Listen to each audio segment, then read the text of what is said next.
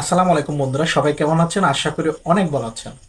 আজকে অনেক দিন পর আপনাদের সঙ্গে সরাসরি কথা বলার জন্য পেজ থেকে চলে আসলাম।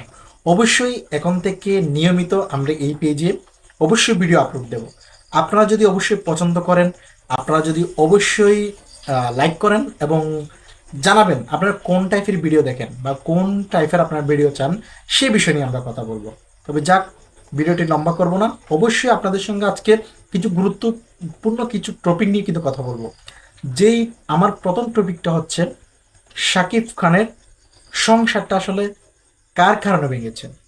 কি অপু বিশ্বাস, কি বুবলি, কি শাকিব খান, কার কারণে আসলে তার সংসারটি ভেঙেছেন, সে মূলত সেই বিষয় নিয়ে কথা বলবো। তো দেখেন, মূলত শাকিব খান অপু বিশ্বাসকে বিয়ে করেছিল, সেটা ওরা অনেকদিন গোপন রাখছিল তাদের চলচ্চিত্রের স্বার্থে। সেটা আমরা জানি। তাদের একটি সন্তান আছেন, আব্রাহাম খান জয়, সেটা সবাই জানে। তবে একটা পর্যায়ে আমরা কখন জেনেছি, যখন অপু বিশ্বাস নিজে লাইভে এসে যখন টিভিতে যখন প্রকাশ করেছে তখন আমরা জানি। এর আগে কিন্তু আমরা কিন্তু কখনো জানতাম না। অবশ্য ওরা কিন্তু বিয়ে করেছে প্রায় 7 থেকে 8 বছর হয়ে গেছে অলরেডি, কিন্তু আমরা কেউ জানতাম না।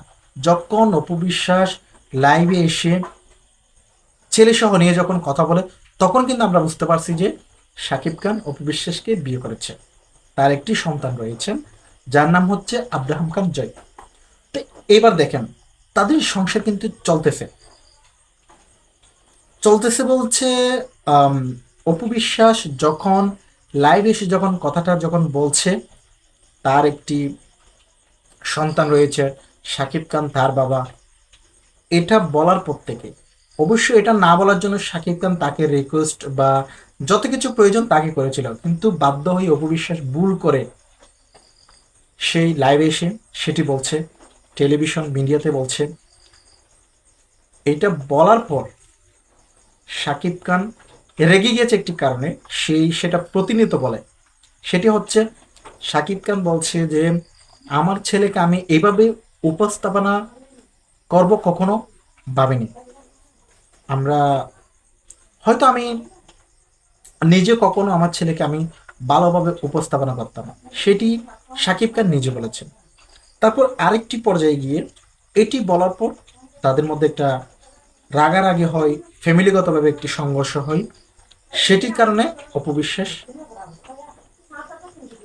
তাকে ডিভোর্স, তাদের একটা ডিভোর্স হয়ে যায়। এবং ডিভোর্স এর যে পেপার পত্রিকা সেগুলো হয়ে গেছে, তাদের যে ডিভোর্স হয়েছে সেটা কিন্তু আমরা সবাই জেনেছি, সেটা দেখেছি।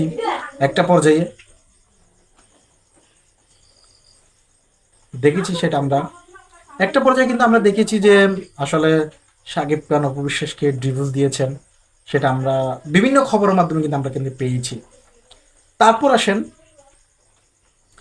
তাদের সংসার কিন্তু চলছে বা ছিল। তারপরও ডিভোর্স না হওয়ার আগেও বুবলি, শাকিব খান দুইজন, তারা নতুনভাবে সিনেমা করছে, সেটা সবাই জানে, সবাই দেখতেছে। কিন্তু তার মধ্যে তাদের মধ্যে রিলেশন শুরু হয়ে গেছে, সেটা অপবিশ্বাস আজ করতে পেরেছিল। তবে সেটা নিয়ে যখন কথা যখন চলতেছে, মোটামুটি গুঞ্জন যখন শুরু হয়েছে, তার মধ্যেই ঝামেলাটা শুরু হয়ে গিয়েছে। শুরু হওয়ার পরে কিন্তু জানাজানি হয়ে যায়।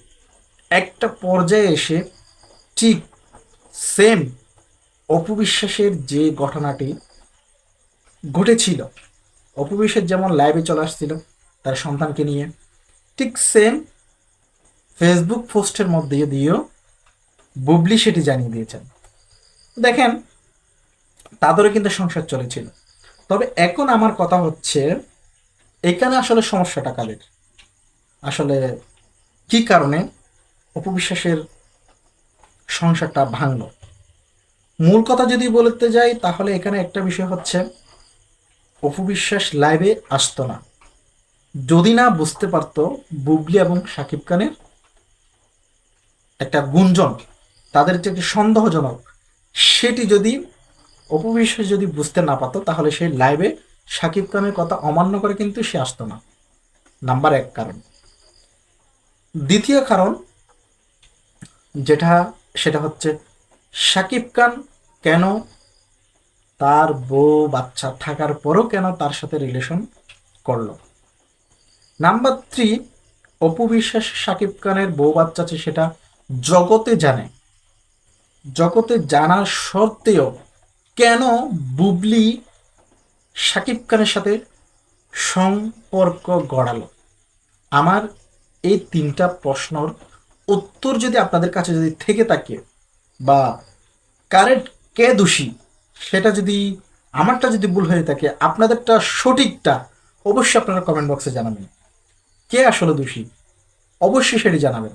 কার কারণে আজকে তাদের দুইজনের একজনের সংসারটি আজকে টিকে নাই, অবশ্যই বন্ধুরা জানাবেন। আমার এই প্রশ্নটা আপনাদের কাছে রইল। আর এখন থেকে নিয়মিত কিন্তু আমরা এই ভিডিও দেব। আপনারা অবশ্যই কোন ধরনের ভিডিও চান সেটি অবশ্যই আমাদের কমেন্ট বক্সে জানাবেন। সবাই ভালো থাকবেন এবং সুস্থ থাকবেন। আল্লাহ হাফেজ।